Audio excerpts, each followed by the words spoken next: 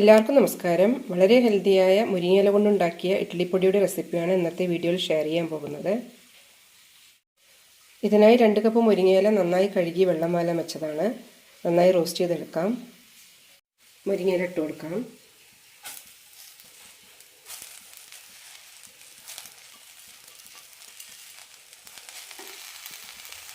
ചെറിയ തണ്ടുകളോടുകൂടി ഇട്ട് കൊടുക്കാം, കുഴപ്പമൊന്നുമില്ല, നന്നായി പൊടിഞ്ഞ് കിട്ടും.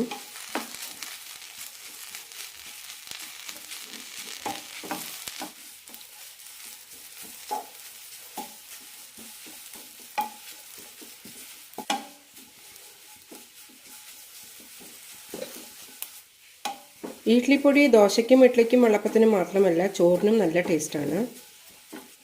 അതുകൊണ്ട് തന്നെ ഡെയിലി മുരിങ്ങയില ആഹാരത്തിൽ ഉൾപ്പെടുത്താൻ പറ്റും. ലോ ഫ്ലെയിമിൽ ചെയ്യുന്നത് കൊണ്ട് കുറച്ച് ടൈം കൂടുതലെടുക്കും മുരിങ്ങയില വറുത്തെടുക്കാൻ.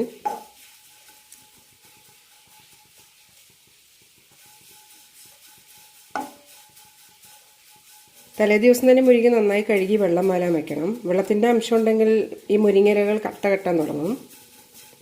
അങ്ങനെയാകുമ്പോൾ വറക്കാനും കുറച്ച് കഷ്ടമാണ്. മുരിങ്ങയില നന്നായി പൊടിയാൻ തുടങ്ങിയിട്ടുണ്ട്. ഇത്രയും മതി. ഒരു പാത്രത്തിലേക്ക് മാറ്റാം. പാനിലേക്ക് 1/2 കപ്പ് കടലപ്പരിപ്പ് ഇട്ട് കൊടുക്കാം. നന്നായി ചോക്കനെ വറുത്തെടുക്കണം.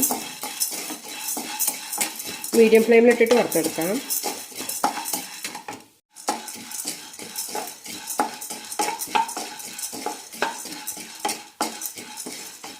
കുറച്ച് കറിവേപ്പില കൂടി ഇട്ട് കൊടുക്കാം.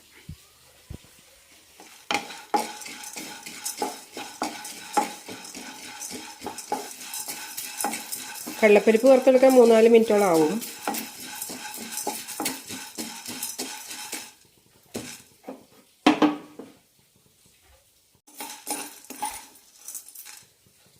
കടലപ്പരിപ്പ് ചുവന്ന് കിട്ടിയിട്ടുണ്ട്. ഇത്രയും മതി. പാത്രത്തിലേക്ക് മാറ്റാം. ഇനി വറുക്കാൻ പോകുന്നത് 1/4 കപ്പ് അരിയാണ്. പുഴുങ്ങലരിയാണ് എടുത്തിരിക്കുന്നത്. നന്നായി പൊരിയുന്നത് വരെ വറുത്തെടുക്കാം.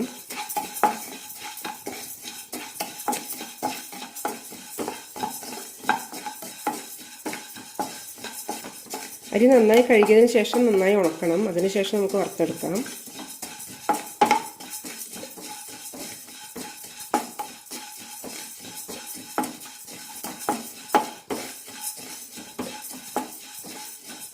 അരി നന്നായി ചുവന്നിട്ടുണ്ട്. ഇത്രയും മതി. 1/2 കപ്പ് വെള്ളം ഉഴുന്ന് കൂടി വറുത്തെടുക്കാം. കൂടെ തന്നെ 2 ടീസ്പൂൺ കുരുമുളക്.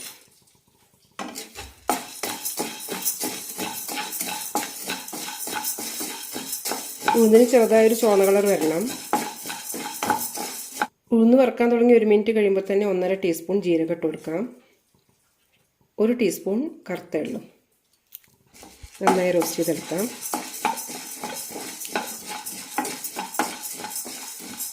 ജീരകവും എല്ലാം നന്നായി പൊട്ടാൻ തുടങ്ങിയിട്ടുണ്ട്.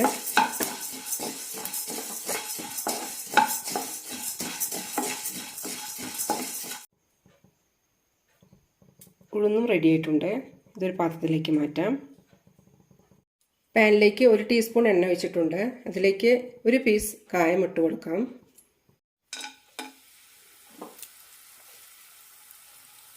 കായം നന്നായി വെന്ത് കിട്ടണം. അപ്പോഴാണ് നന്നായി പൊടിഞ്ഞു കിട്ടുള്ളൂ.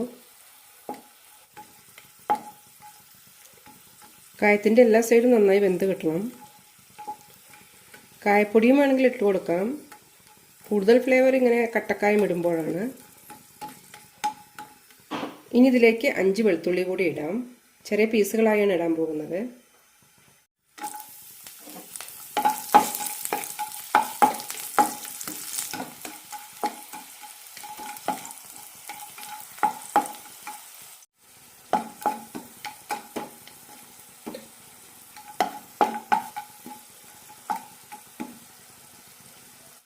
ഇനി ഇതിലേക്ക് എരിവിന് ആവശ്യമുള്ള ചുവന്നമുളക് കൂടി ഇട്ട് കൊടുക്കാം. 8 മുളക് ഇടുന്നുണ്ട്.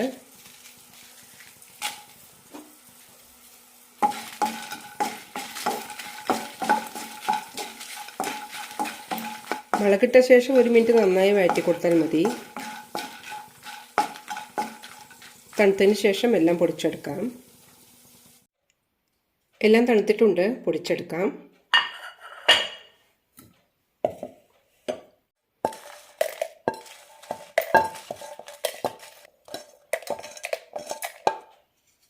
മുരിങ്ങയില ഇടാം.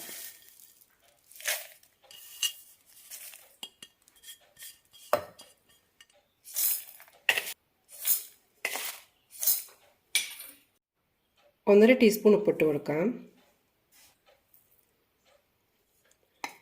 വളരെ ടേസ്റ്റിയായ മുരിങ്ങയില ഇഡ്ഡലിപ്പൊടി റെഡി ആയിട്ടുണ്ട്.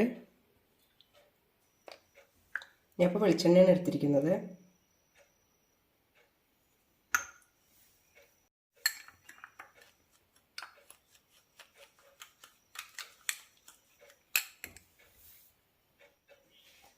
ചോറിൻ്റെ കൂടെ ആണെങ്കിൽ നല്ലെണ്ണയോ നെയ്യോ വെളിച്ചെണ്ണയോ ഇടാം.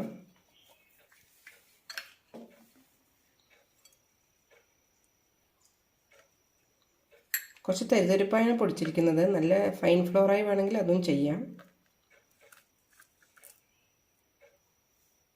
വളരെ ടേസ്റ്റിയായ ഇഡ്ഡലിപ്പൊടിയുടെ റെസിപ്പി എല്ലാവരും ട്രൈ ചെയ്ത് നോക്കൂ.